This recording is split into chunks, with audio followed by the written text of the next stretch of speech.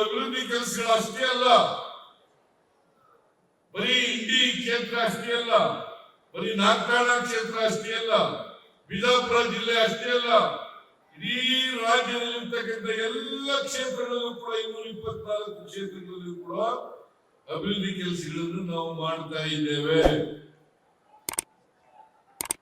ಆಮೇಲೆ ವಿರೋಧ ಪಕ್ಷದವರು ಹೇಳ್ತಾರಲ್ಲ, ಜೆಡಿಎಸ್ ಅವರು ಹೇಳ್ತಾ ಇದ್ದಾರಲ್ಲ, ಬಿಜೆಪಿ ಅವರು ಹೇಳ್ತಾ ಇದ್ದಾರಲ್ಲ, ದುಡ್ಡಿಲ್ಲ ಖಜಾನೆ ಖಾಲಿ ಆಗುತ್ತದೆ, ದುಡ್ಡಿದ ಖಜಾನೆ ಖಾಲಿ ಆಗುತ್ತದೆ, ಯಾವಾಗದಲ್ಲಿ ಹೇಳ್ತಾ ಇದ್ದಾರೆ. ಇದು ಸುಳ್ಳು, ಅಪ್ಪಟ ಸುಳ್ಳು. ನಮ್ಮ ರಾಜ್ಯದಲ್ಲಿ ಯಾವತ್ತೂ ಕೂಡ ಅಭಿವೃದ್ಧಿ ಕೆಲಸಗಳಿಗೆ ನಮ್ಮ ಸರ್ಕಾರ ಬಂದಾಗ ಯಾವತ್ತೂ ಕೂಡ ಅಭಿವೃದ್ಧಿ ಕೆಲಸಗಳಿಗೆ ದುಡ್ಡಿಲ್ಲ ಅಂತಕ್ಕಂಥ ಪರಿಸ್ಥಿತಿ ಉದ್ಭವ ಆಗಿಲ್ಲ. ನಾನು ಹಿಂದೆ ಮುಖ್ಯಮಂತ್ರಿ ಆಗಿರುವಾಗ 2003ರಿಂದ 2018ರವರೆಗೆ ಮುಖ್ಯಮಂತ್ರಿ ಆಗಿದ್ದೆ. ಆ ಮುಖ್ಯಮಂತ್ರಿ ಆಗಿದ್ದಾಗ 165 ಭರವಸೆಗಳನ್ನು ಕೊಟ್ಟಿದ್ದು, 165 ಭರವಸೆಗಳನ್ನು ಕೊಟ್ಟಿದ್ದು. ಅದರಲ್ಲಿ 158 ಭರವಸೆಗಳನ್ನು ಈಡೇರಿಸಿ ಅದ್ರ ಜೊತೆಗೆ ಇನ್ನು 30 ಹೊಸ ಕಾರ್ಯಕ್ರಮಗಳನ್ನು ಜಾರಿ ಕೊಟ್ಟಂತ ಕೀರ್ತಿ ಯಾವುದಾದ್ರೂ ಸರ್ಕಾರಕ್ಕೆ ಇದ್ರೆ ಅದು ಸಿದ್ದರಾಮಯ್ಯನ ಸರ್ಕಾರ, ಕಾಂಗ್ರೆಸ್ ಸರ್ಕಾರ ಅಂತಕ್ಕಂಥ ಮಾತುಗಳನ್ನು ಹೇಳಲಿಕ್ಕೆ ಬಯಸ್ತಾ ಇದ್ದೇನೆ. ಯಾವುದಾದ್ರೂ ಸರ್ಕಾರ ಇದ್ರೆ, ದುಡಿದಂತೆ ನಡೆದಂತ ಸರ್ಕಾರ ಯಾರು ಇದ್ರೆ, ಕೊಟ್ಟ ಮಾತನ್ನು ಉಳಿಸಿಕೊಳ್ತಕ್ಕಂಥ ಪ್ರಯತ್ನವನ್ನ ಮಾಡಿದ್ರೆ ಅದು ಕಾಂಗ್ರೆಸ್ ಸರ್ಕಾರ, ಅದು ನಮ್ಮ ಸರ್ಕಾರ ಅಂತಕ್ಕಂಥ ಮಾತುಗಳನ್ನು ಹೇಳಲಿಕ್ಕೆ ಬಯಸ್ತಾ ಇದ್ದೇನೆ.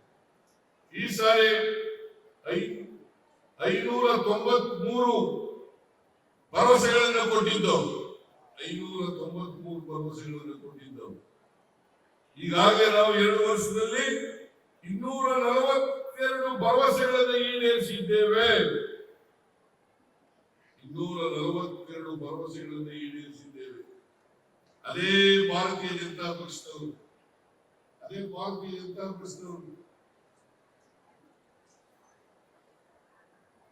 2018ರಲ್ಲಿ 600 ಭರವಸೆಗಳನ್ನು ಕೊಟ್ಟಿದ್ರು. 600 ಭರವಸೆಗಳನ್ನು ಕೊಟ್ಟಿದ್ರು. ಅವರು ಈಡೇರಿಸಲಿಕ್ಕೆ ಸಾಧ್ಯ ಆದದ್ದು 10% ಕೂಡ ಇಲ್ಲ.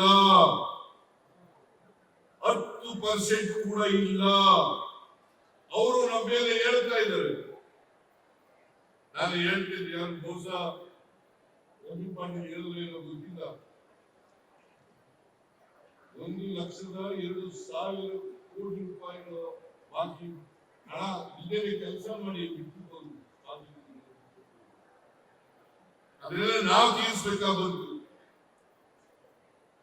ಇವತ್ತು ಗ್ಯಾರಂಟಿ ಯೋಜನೆಗಳನ್ನು ಕೂಡ ಮಾಡ್ತಾ ಇದ್ದೀವಿ, ಅಭಿವೃದ್ಧಿ ಕೆಲಸಗಳನ್ನು ಕೂಡ ಮಾಡ್ತಾ ಇದ್ದೀವಿ. ಲೇಟೆಸ್ಟ್ ಹಾಗೂ ಇಂಟ್ರೆಸ್ಟಿಂಗ್ ಸುದ್ದಿಗಳಿಗಾಗಿ ಬಾಸ್ ಟಿವಿ ಕನ್ನಡ ಚಾನೆಲ್ನ ಸಬ್ಸ್ಕ್ರೈಬ್ ಮಾಡಿ, ಹಾಗೆಯೇ ಬೆಲ್ ಐಕಾನ್ ಪ್ರೆಸ್ ಮಾಡಿ.